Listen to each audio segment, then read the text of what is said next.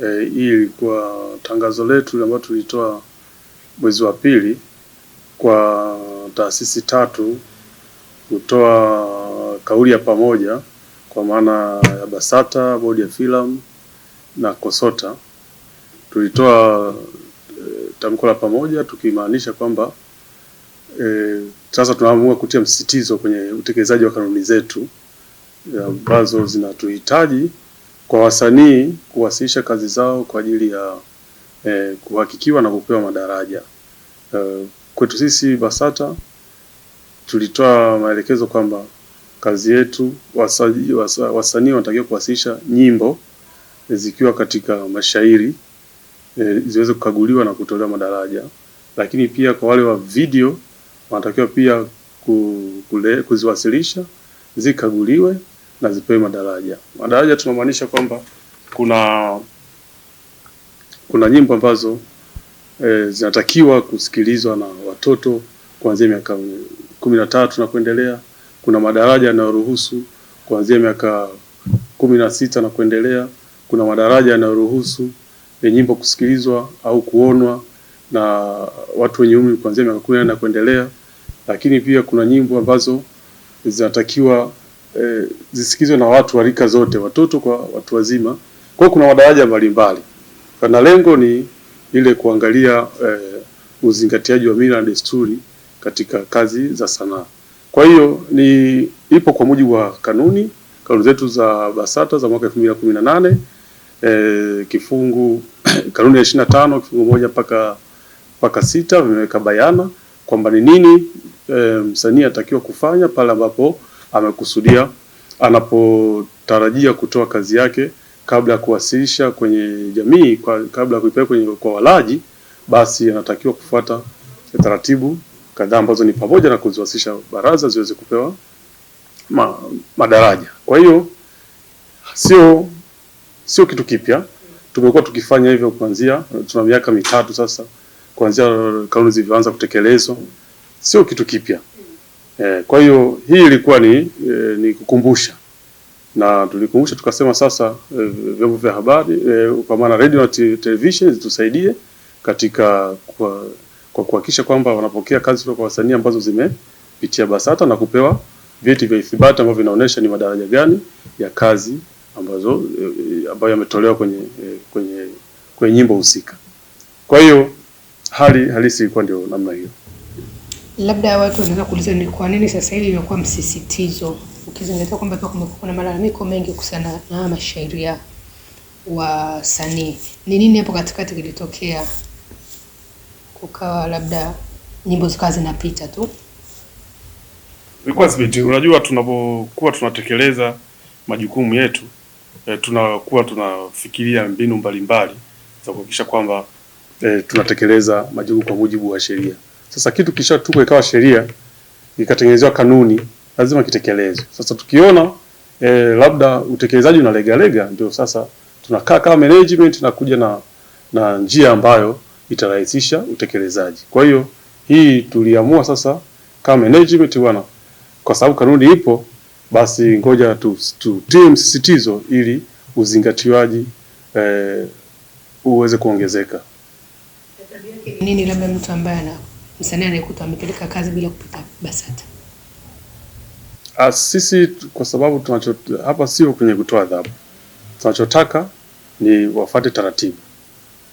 Kwa maana kwamba kama radio na TV zinapokea kazi, basi zihakikishe kwamba zimefuata taratibu ambazo zimewekwa kwa mujibu wa kanuni zetu.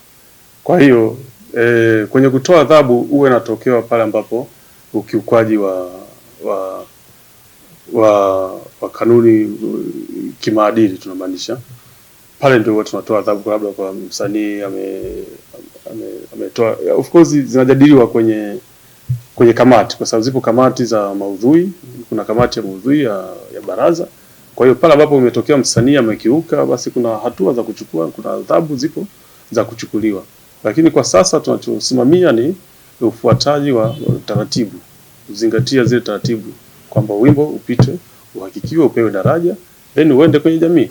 Ndio jambo la msingi ambalo tumelenga kulisimamia katika hili, ili kuweza kudumisha kuweka hali ya utulivu, maadili, kwa sababu jamii ni yetu hii. Unaposema maadili, unajua tunasema ni kitu ambacho kinakubalika na jamii kwa ujumla. Kwa hiyo ukiona kitu ambacho umetoa kwenye kazi ya sanaa kimepata malalamiko, ujue hakikubaliki na jamii, maana yake ndio umeenda kinyume na maadili ya jamii husika, mila na desturi za jamii husika umeenda against. Kwa hiyo yote haya yapo, ndio maana yakaundiwa kanuni kuhakikisha kwamba yote yanazingatiwa kabla mlaji hajapokea kazi ya sanaa. Tunajua pale unakuta leo kaleta labda CD yake, unakuta imeandikwa pale kwenye cover labda hairuhusiwi kuangaliwa na umri chini ya miaka 18. Kwenye nyimbo mtu atajuaje? Kwa sababu siku hizo watu wanapeleka tuna flash, vitu vimekuwa vingi vya kupeleka hizi kazi.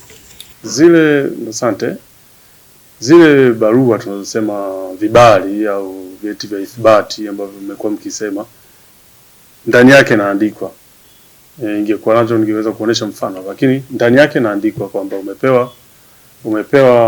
umepewa wimbo wako umekaguliwa na umepewa daraja fulani. Daraja hili linamaanisha umri wa watu wote au umri wa watu kuanzia umri miaka kadhaa na kuendelea, umri kuanzia labda miaka 18 na kuendelea, au kuanzia miaka 13 na kuendelea. Kwa hiyo inaandikwa kwenye barua ya msanii ambaye ameleta wimbo wake kuhakikiwa. Na hawa watu ambao ni wanacheza hizo nyimbo kwenye radio au watangazaji, mmehakikisha kwamba mnawafikia na kupata elimu hii? Kwa sababu siku hizi pia watu wanachukulia ile huyu namjua, ngoja nicheze nyimbo yake. Wao mmewaandaaje na wenyewe? Ndio maana tumesema sasa, kwa sababu tunachofanya sisi ni kutafuta namna bora ya kutekeleza kanuni zetu. Kwa kuanza tuliona ngoja tuanze na radio na television, lakini kwa tutakuwa tunaangalia namna gani wananchi au wasanii wetu wanakuwa na mwitikio. Kwa hiyo kutakuwa na njia mbalimbali za kuhakikisha kwamba, kwa sababu lengo letu ni kutekeleza kanuni, lakini lengo letu ni kuhakikisha kwamba jamii inapata kazi zenye ubora, ambazo hazina matatizo, ambazo haziharibu, zina maudhui yanayoipendeza jamii, lakini zinazingatia mila na desturi za Tanzania. Okay. Umezungumzia radio na TV ambazo labda ni rahisi kuzicontrol kwa sababu ni nani. Lakini siku hizi watu binafsi wamekuwa na hizi YouTube, wana Instagram huko. Au na huko nako mta control vipi? Jamani, nimesema kwa kuanza tuliona bora tuanzie katika hizi ambazo angalau kuna unafua kuzifikia, lakini lengo ni kuwafikia mamlaka, kufikia vyombo vyote ambavyo vinahusika, lakini lazima tujue kwamba kuna mamlaka mbalimbali ambazo tunashirikiana nazo kwenye kutekeleza hizi kanuni. Kwa mfano ukienda mamlaka ya mawasiliano Tanzania TCRA, wana kitengo cha maudhui kwenye mitandao. Kwa hiyo na wao pia wanasaidia au wanatekeleza hili la kuhakikisha kwamba vyombo vyote hivi media hizi online TVs, platform zote hizi wanazingatia kwenye kusimamia maudhui kwenye mitandao. Kwa hiyo sisi kwa kuanza tukasema tuanze na hivi, lakini japokuwa sisi peke yetu ambao na TCRA tunashirikiana nao kwenye mambo ya maudhui, kwa sababu wao wana kanuni na sisi tuna kanuni zetu.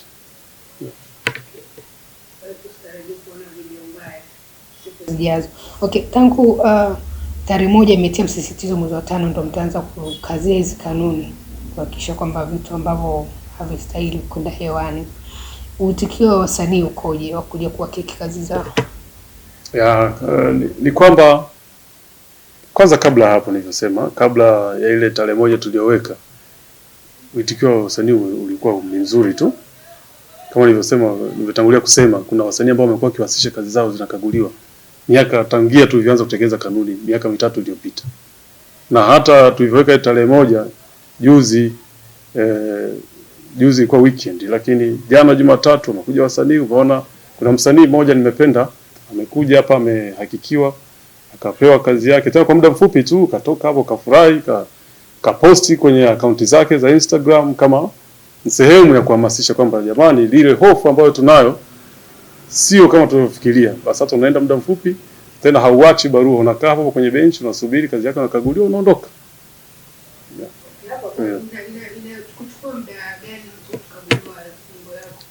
Kwa makadirio, unajua wimbo kwa mfano, wimbo mara nyingi kama unasoma shairi, huwezi kumaliza dakika 5. Utakuwa tayari. Hata kama unasikiliza audio, nyimbo nyingi za siku hizi dakika 5, dakika 3, 4, 5 ushamaliza.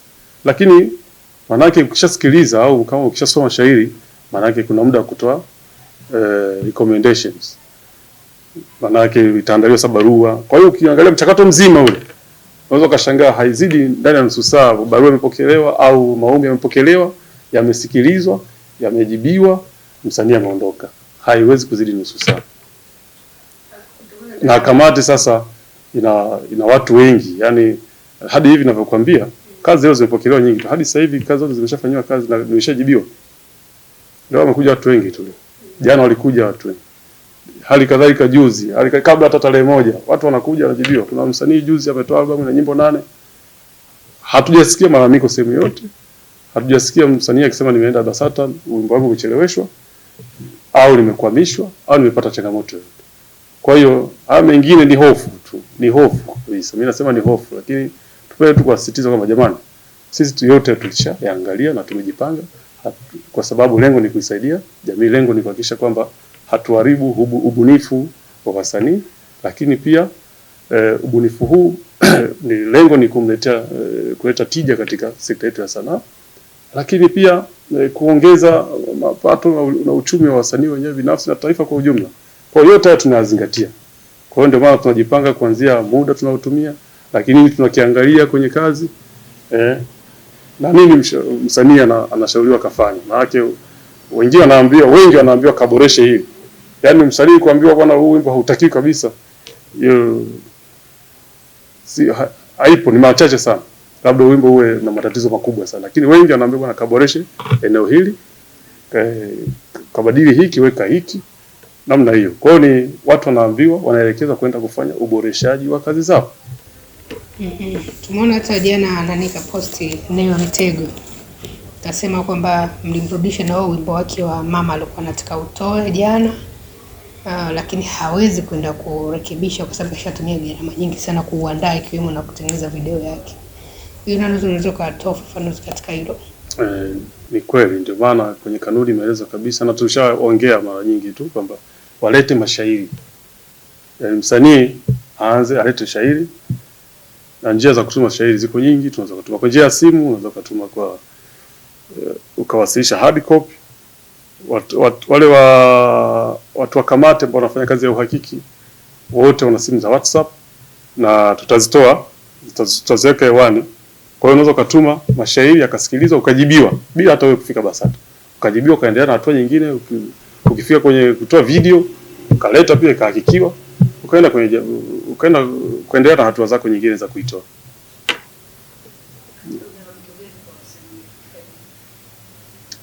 Wito kwa wasanii ni kwamba kwanza kumekuwa na hizi hofu. Hii hofu iondoke. Na hofu kwa jinsi ambavyo maana tunafuatilia kwenye mitandao ya kijamii, hofu ni kuonekana kana kwamba BASATA hatuna nguvu ya kulitekeleza hili.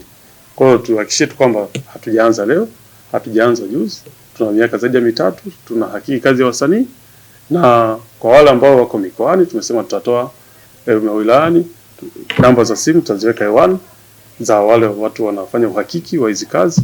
Kwa hiyo utatuma kwa njia yote ile kwa njia ya WhatsApp au kwa namna yote ambayo unapenda wewe kuituma, itawafikia wataalamu wa kamati ya uhakiki, wataihakiki, watakujibu ukiwa kule mkoani bila kuingia gharama ya kusafiri. Lakini kwa wale ambao wanakuwa na haraka, mwingine yuko Dar es Salaam, basi ndio wao wanakuja na anakaa kwenye benchi anasubiri wimbo wake, na kuna wengine wanapenda aelekezwe yeye mwenyewe akiwepo.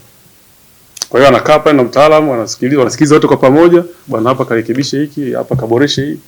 Ndio tunavyofanya. Kwa hiyo wasiwe na hofu, wasanii na wadau wetu kwa ujumla. Wasiwe na hofu. Lengo sio kukwamisha, lengo sio kuharibu, lengo ni kuboresha tasnia yetu. Lengo ni kuongeza ubora kwenye kazi za muziki za Tanzania ili ziweze kushindana katika level nyingine ya kimataifa. Kwa hiyo niwaase tu kwamba ondoe hofu, waitikie tu, waendelee kuleta kazi kama kawaida. Kuna wasanii wakubwa tu ambao kwa kweli nawapongeza, wamekuwa kuleta kazi zao. Naomba nitoe mfano tu, kwa mfano Wasafi, nyimbo zao wanaleta zote, kina Rayvanny, kina Mbosso, niona pia kina Konde Gang, pia nyimbo zake Harmonize zote zinakuja zinahakikiwa. Nimetoa mfano hapo juzi, albamu ya Mbosso nyimbo 8 zote tumezihakiki. Nyimbo za Harmonize tumezihakiki. Sio hao tu, wengi wanaleta wasanii wa muziki wa Injili wanaleta nyimbo zao tunazihakiki kila siku. Kwa hiyo sio kitu kipya, wale ambao walishazoea kwao wanaona ni kawaida, ni jambo la kawaida sana. Ila wale ambao labda hawajawahi kuleta naona wana hofu. Sasa wale ambao hawajawahi kuleta nyimbo zao kuhakikiwa, tunaomba tuwaondoe hiyo hofu. Wajaribu tu walete, na sio wajaribu, walete kazi zao zihakikiwe, zipewe madaraja.